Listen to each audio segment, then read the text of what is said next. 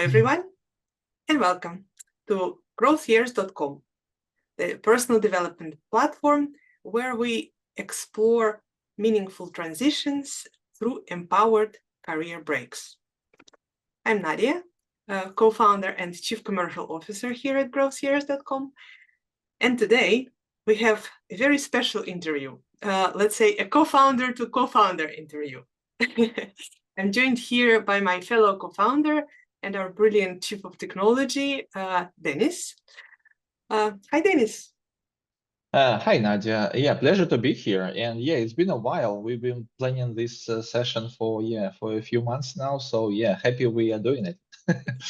Yes, very interestingly, I'm based in Amsterdam. I'm based in Boston, but in Boston, yeah, it's in Boston. on, So on, Denis, on the other side of the ocean. Yes. Yeah, so we actually never devirtualized. We have always been in contact only virtually, and hopefully one day we can conduct this in person. But the focus of our interview today is career transitions in the IT industry. Because for over 20 years, Denis has been guiding people through career transitions, and he's helped countless professionals to pivot and reinvent themselves in tech. And today we are going to talk about how, especially in IT without burning out, taking a sabbatical can help you to pivot and transition your career. So Denis, can I ask you to give you a bit of a background on your secret powers, on how you pivot other people's careers?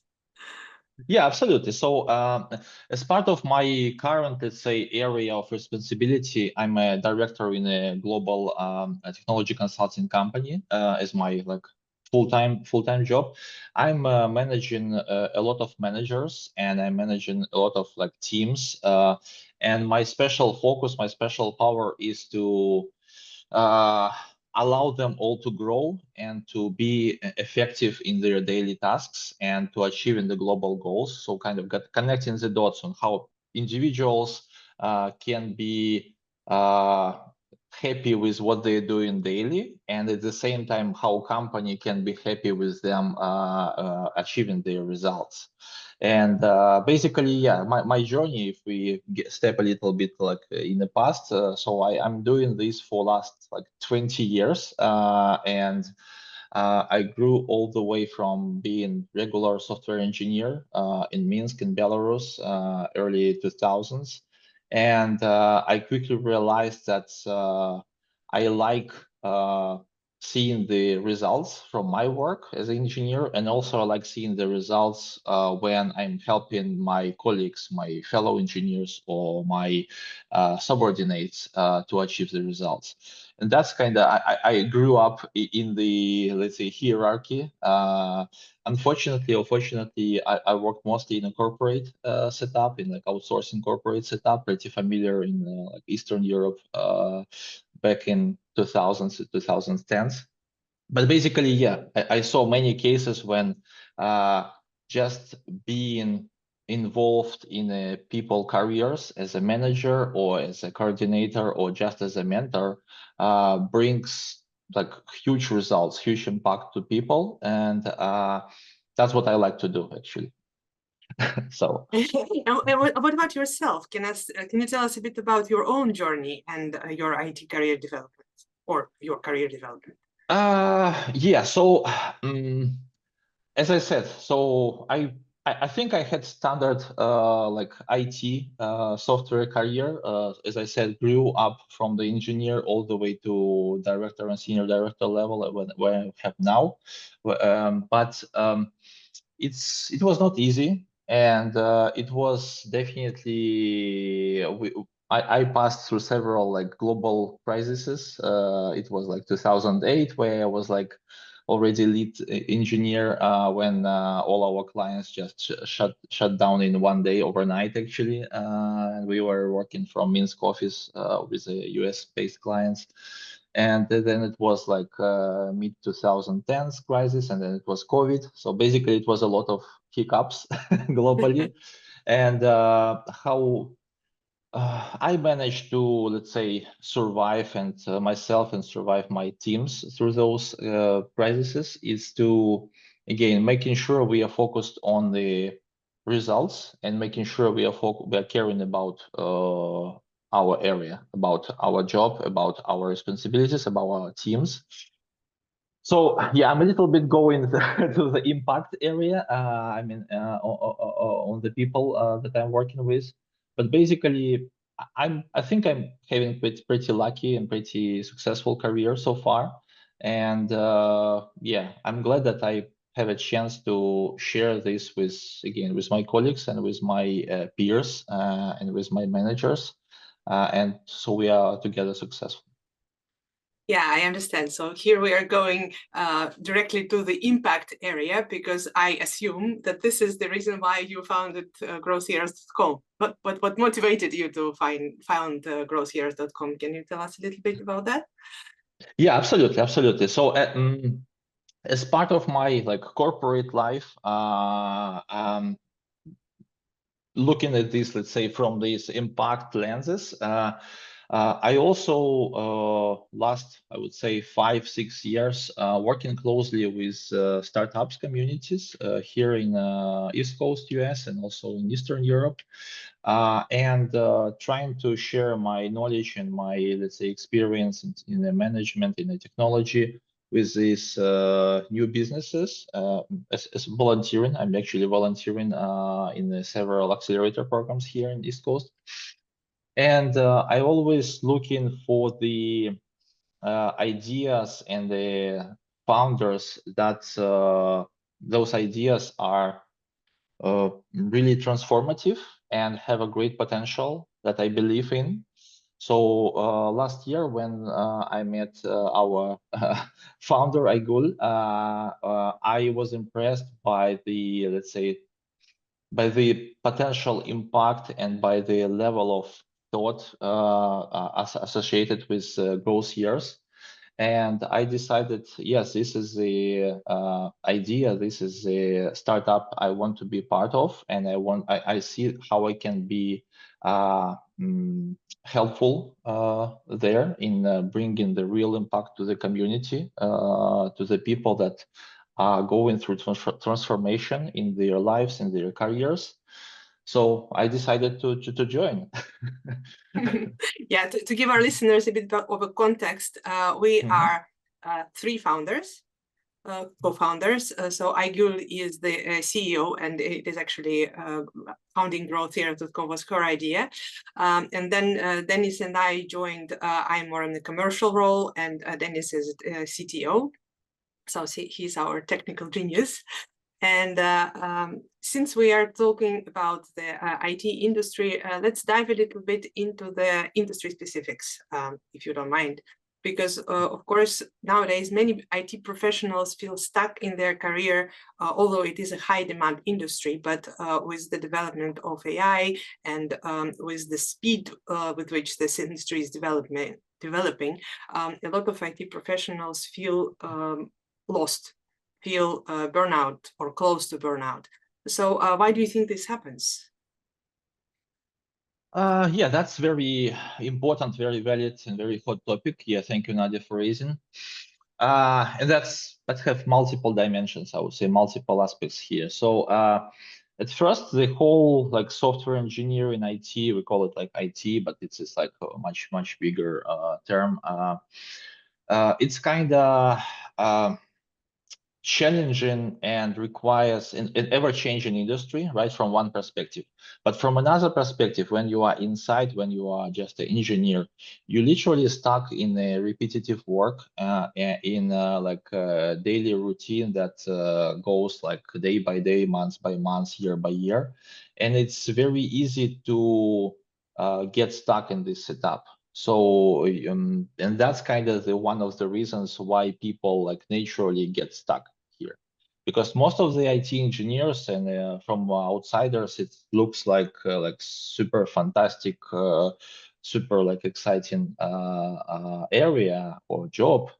It's basically very routine. It might be very routine. It might be very energy consuming, and it might be very exhausting activity. So that's kind of, I believe, reason number one. Reason number two, it's the rate of change. So basically, you sit inside, you're doing your work, you're building some kind of super cool system, you're doing your daily job, but at the same time, the whole industry is evolving like at the astronomical speed. And when you start looking outside, you get scared about, oh, guys, what is going on there? It's really scary for me even to go out. Like you are like in a shell, and it's really scary to go out. So that's, I would say, two main reasons. So these are basically the biggest challenges people face, that this is a very fast evolving industry where you are still kind of sitting in the shell inside of it, right? Did I Yes. capture it Yes. So correctly? basically, so you are like you imagine you are like in a super speedy train, sitting in a very comfortable like coach seat, like doing something like watching movie. But at the same time, when you look in the window, you get like your landscape moving at like I don't know 300 kilometers per hour. That's kind of what it looks like inside IT, I believe. Well, this is a very nice analogy. I really like it. So with the train, and you being an experienced manager, do you notice signs in your people that indicate they should consider, maybe a career shift or career break, or they're close to burning out? How do you experience that personally in your team? Yes, I think I experienced that myself as well, and in my team members and multiple team members as well. So basically, there are multiple signs of this, and it's very important that you at least have someone who can help you with that, at least mentioning or at least recognizing those symptoms. One of the top symptoms, like except like some kind of abstract energy, like lack of energy, lack of desire to do the things, just like some kind of being passive, etc. It's being sarcastic with your colleagues and with everything that is going around on your projects, on your team, etc., etc. Because this is one of the signs that people sometimes think natural, like a toxic environment or natural to corporate environment, but it's not necessarily like that. It's most likely some people, maybe core team members, close to burning out, and that's can be prevented, or if it's already started, it can be fixed by just again by recognizing this and by initiating transformation. And it can start from inside and from outside as well. So.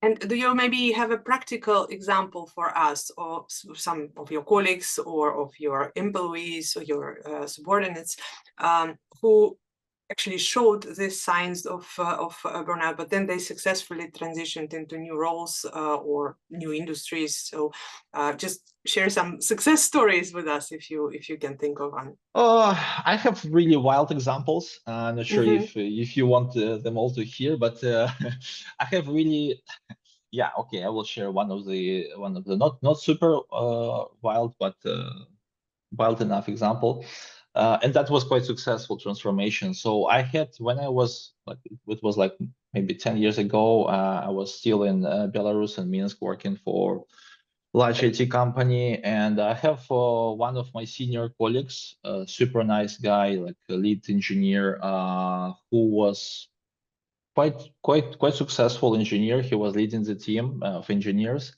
and I was part of the team. And he started to like be absent from the work, and he started to be. Everybody was seeing him like his disconnection from the team, from the work. And yeah, it appeared to be that he just again lost the energy to work, and he actually lost the belief in the profession itself. So that happens sometimes. That happens, and this person, he decided to attend. Yes, he attended some kind of professional. It was like consul at the time in our company, but also he went to psychologists, and he decided to actually switch careers completely. So he stepped out of the being the software engineer, lead software engineer, and just don't laugh. He joined the medical facility, became junior pathologist in the like state hospital. Wow. Yes, yes, and basically he was very successful. Everybody was shocked. Everybody was shocked. The guy in like his early 30s and very successful career. He switched completely, like imagine, from software engineer without any medical education. He switched to like being very junior, like lowest level pathologist in the hospital. And actually now it's like more than 10 years. He is quite successful, one of the also chief positions in that hospital still. But he is very happy. Wow, this is a very cool example in the Yeah. sense that it gives inspiration that any change is actually possible if you really want that. And I think nowadays everybody's talking about the most critical and valued skills being adaptation. So finding new ways of doing previous work or finding new ways to discover your passions in the most unexpected places is becoming skill number one that is prioritized by the market. So what do you think? What's your view on that? What do you think are the crucial skills for IT professionals looking to pivot into new roles or industries? Yeah, indeed, you are right. So the adaptation and the ability to change and to recognize the change, the necessity of change, it's crucial. It was crucial before. It was actually crucial to my previous statement that the whole industry is moving at the lightning fast speed.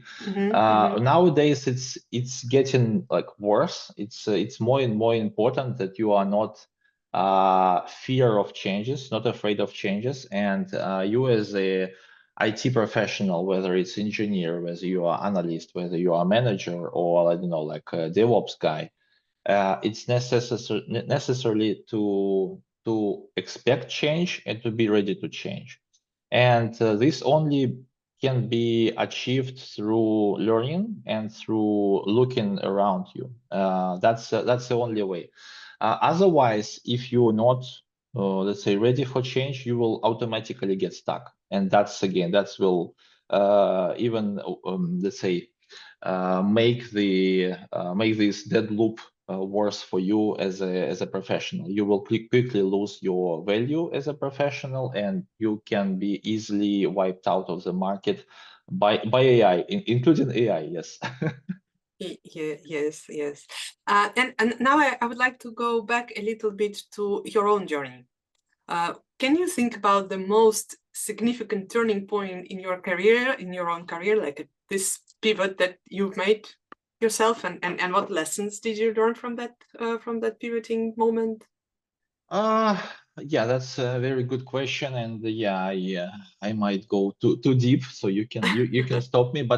But basically, I think there were several transformative points in my career, in my early career, like even in university when I was not sure what to do with my whole life, where to go, because I have a major actually in like robotics and automation control, so it's not directly related to software industry, but still I decided to jump into the like software path and like abandon a little bit this hardware robotics part, which is also super excited and super sophisticated for me.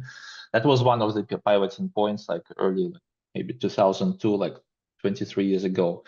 But last pivoting point, I believe, was in 2018, I believe, when I decided to, let's say, stop my career in a Belarusian outsourcing company in Minsk and move to became immigrant basically. I decided to move to UK, start from scratch. I joined a company called Rolls-Royce. Actually, everybody knows this company, but I joined as not a manager, but as a architect and as a lead consultant, and that was quite a shift for me from the like area that of my focus, of my, let's say, responsibility perspective.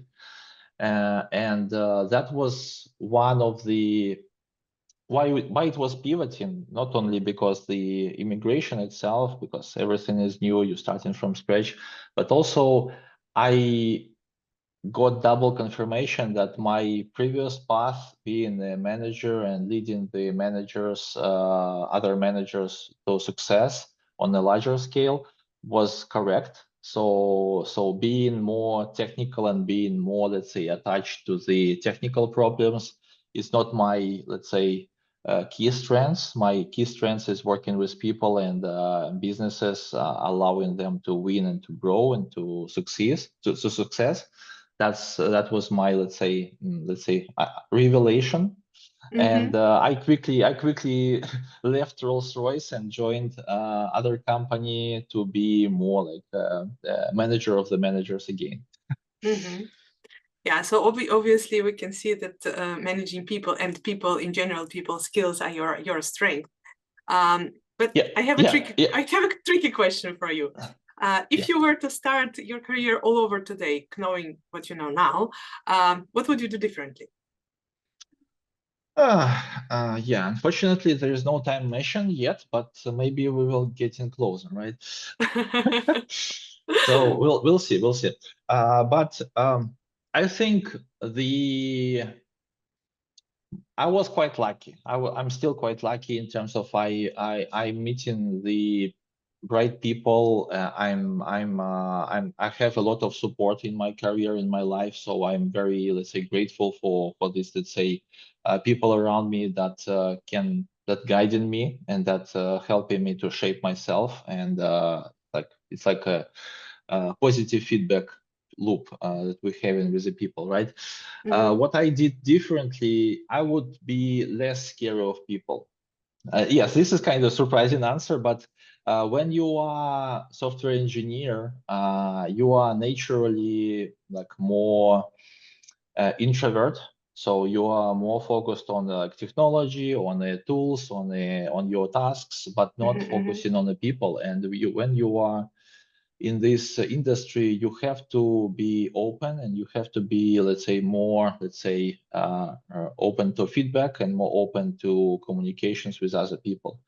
I would say not lost, but I would say I might be achieving more if I be less scared of people in my early stages of career. Yes. So asking for advice, asking for giving the advice, and setting your own, let's say, expectations and refining the expectations, not only in your personal life, in your like family, in your friends, but also in your working place. It's very important, and it's not something that you have to be like scary to do or avoid or like. So just do it. Yes. So what additionally I would change or treat differently is to allow myself to pause and allow myself to make a career break, to realign my, let's say, life priorities and realign my career path with my internal, let's say, state or situation of things. And I would really like to have someone, to allow me to do that transformation and to guide me through that transformational break. That's kind of I most likely benefit from in my mid-career, and I'm still thinking it might be the case for the next few years. I will take career break myself. Wow. So yes, that's again brings us to your motivation of founding growthyears.com, because people skills, helping people to avoid burnout and people helping them become more productive, more efficient, and more happy with what they are doing. And at the same time, wishing you did the career break yourself. Brings us to your motivation of founding growthyears.com. Can you maybe in a few words summarize to our listeners how growthyears.com can help them to, we can support them through a career break? Yeah, so it's very important when you are again in this industry, in any industry, but IT is again this ever-changing industry. It's really hard to get the outsider's perspective. So you're getting stuck in your shell and you're getting stuck in your routine, and it's very important for someone to guide you out and to point out the problems and to highlight the problems that you have, because it's in most cases it's not visible from inside, and unfortunately most of our fellow engineers are not like going for asking for some help, especially in Eastern European culture. Is not like traditional versus like American, for example. It's not traditional to go and ask for help, and I'm not talking about like shrinks or like psychologists. I'm talking about just like regular, like even colleague help, asking about some non-professional questions, right?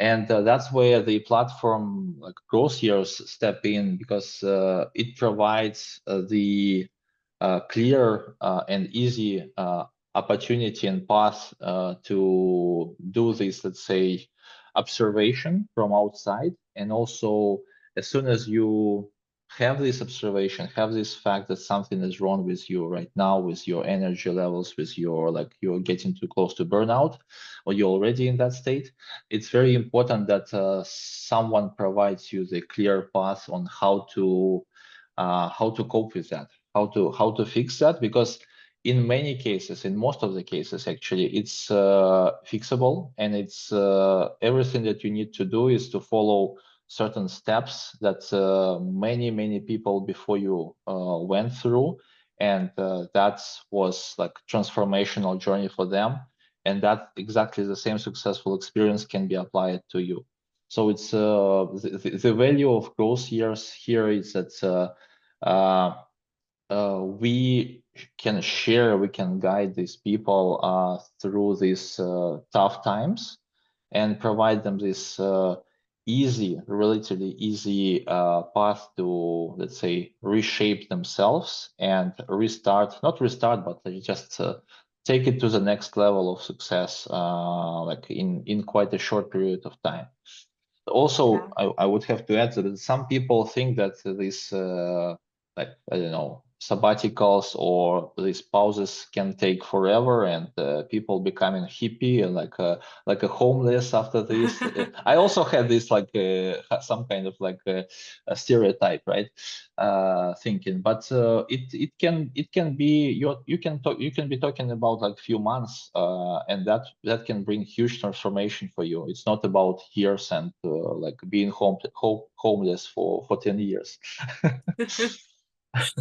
Yes, I think I agree with you very much that it is difficult to ask for help.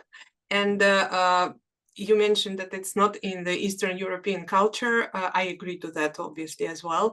But I, for example, live in the Netherlands, and I'm also noticing that for Dutch people, asking for help is one of the most difficult things. They want to try to be strong and do everything themselves until the moment that they actually break. So I think it's also very important that at growthyears.com we provide that safe space, that safe community where you can actually go to and ask for help and not feel judged, not feel that you will not be able to go back to your employment anymore after the career break. So providing this community where people think alike, act alike, and want to dedicate some time to their personal development. Yeah, absolutely. And, absolutely. I just want to add that, of course, there is no guarantee that some people will get exactly the same outcomes from going through the same transformational programs, because we all humans, we all individuals, and our brains are working in a little bit different ways. But still, there are the chances for success in this transformation and getting outside of this, let's say, crisis in your career, in your life, are much higher with such programs involved and such professionals involved versus you doing this by yourself, because the risk of damage doing this by yourself is much larger than the risk of success. Yeah. Yes, the risk of success. I also like this. I like this phrasing. So looking ahead, How do you see the career transitions evolving in the next 5 to 10 years in the tech industry, especially with the coming of AI, and what pressures does it put on people? Well, that's that's a huge question, and that's a huge area, that's a huge problem actually. Like literally, we were speaking in a very funny times. Like yesterday or 2 days ago, the new administration started a trade war with actually everyone on the planet. So I think the chances that we will see a lot of crises on a corporate level, on a personal level, are going up dramatically. Yeah. And if we're not talking about AI even, this AI and transformation, all these agents and all these automation agents that everybody is talking about, like replacing salespeople, replacing intellectual workers, content editors, there's like dozens and dozens of professions that are literally under the risk of either being eliminated or being like transformed dramatically. It's like 100 years ago, you had this like horse riders. Now you have these car machine drivers. Maybe we are talking about the same like level of shift. And so that's kind of the fact, that's our reality. What to do with that is, my main advice is to be ready for change and to be ready to look outside of your box, think outside of your box, and see how you can evolve yourself into being more flexible and be ready to do some other interesting stuff, and not waiting for this big wave to get to you. That's my main advice, and that's my advice to myself as well. Yes, and then my last question would be, what would be your advice to those who are considering a career break, to those who feel stuck and thinking that a career break is something that can help them get unstuck? Well, that's also kind of, if someone already thinking about this, then most likely this person, he or she understands that there's a problem, and that's already good. That's already part of like half of the success already, right? As soon as you recognize the problem, that's already like part of the solution. My main advice here is to get and look up for success stories and to people or companies like growth years that can share that successful experiences and can guide you, can confidently guide you through that process. Because as I said earlier, you can do it by yourself, and in some cases you can be successful because we all smart, we all want to be like think of ourselves that we are like smartest persons on earth. Yes, that's kind of our mental model normally, but at the same time you don't know what you don't know. That's also the case, and it's very important to get like third-party perspective and third-party guidance, especially in these such sensitive topics as your, let's say, mental and career success, mental health, career success, etc. So yeah, go and ask for help, and make sure you are doing and validating your steps in this transformation. Yeah, I think validating is a good word, because the validation of your, let's say, journey and your direction in such sensitive area, it's very important. Yeah, and I think, yes, thank you for mentioning that. I think what you said about looking at other people's success stories is exactly why we are doing this YouTube channel in the first place. And this is exactly why we're doing this interview, because we encourage our listeners to go to growthyears.com YouTube channel and listen to more success stories of people who actually are going through or have been through a career break. And we like to bring more and more of those stories to your attention, because you can firsthand listen to how people managed to organize their career break, how they managed to integrate into work after their career break, how they managed to, what difficulties they faced, how they overcame these difficulties. And I encourage basically everyone to subscribe to our YouTube channel. We will be publishing more interviews about success stories, about advice, how to prepare yourself for a sabbatical, more interviews like this with Denis. So Denis, thank you very much for your time. It was a pleasure talking to you, and we hopefully will meet in person someday, right? Of course, yeah, it was my pleasure. And yeah, looking forward to more success stories on our channel. Absolutely. Yeah, thank you, Nadia. Thank you, everyone. Thank you. Stay tuned. Bye-bye.